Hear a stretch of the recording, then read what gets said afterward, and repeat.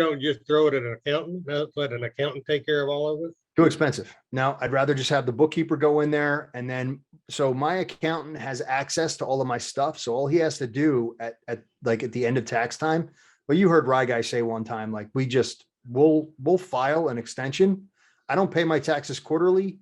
He doesn't pay his taxes quarterly. I'd rather pay the penalty, because at the end of the year, it gives me the opportunity to offset the amount of money that I owe. Mm-hmm. It's easier to figure out if I'm not throwing money at the state or federal government. So in this particular case, I'd rather have the bookkeeper and the accountant. The accountant can go in, pull the reports that he needs, and he'll have my taxes done in 20 to 30 minutes. Tie it all together. This is the way it works.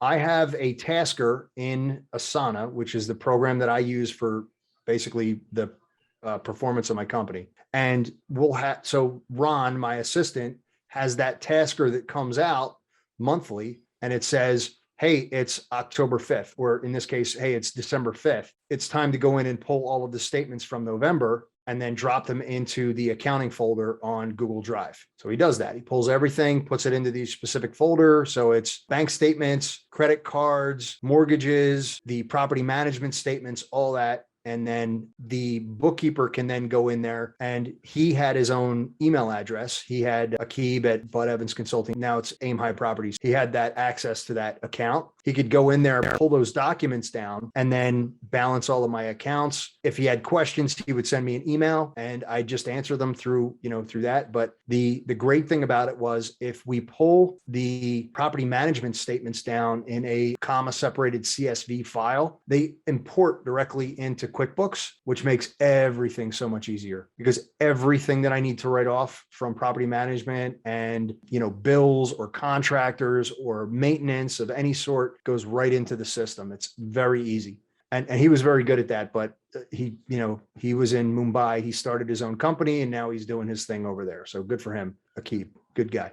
So to put it in perspective, Ron pulls the documentation, puts it into the folder. The new bookkeeper goes in there, reconciles my statements. All I have to do is go in and make sure that everything is basically reconciled. The statements that we have are reconciled to the books. If there are transactions pending, or if there are questions about what a transaction is, I answer it. Very simple. He or she goes back in there, fixes that. And then at the end of the year, it's okay. We're going to wait 2 months after the tax deadline. We're going to file our return late, because percentages, right? Numbers work that way. And then it goes off in 20 minutes. Dave goes in there, pulls the reports that he needs, drops it into his system, which is compatible with QuickBooks, and it's gone.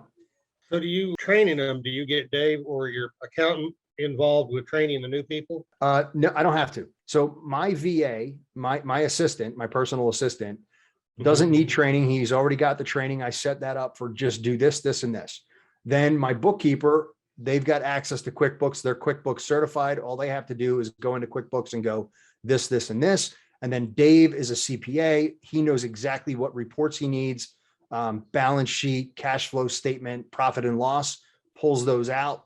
Any receipts I have, he knows exactly where to get those, because it's me, right, Larry? So it's like my receipts are listed like this: 01.11/2021, who it's from, what it's for, and the date. Then it's 01.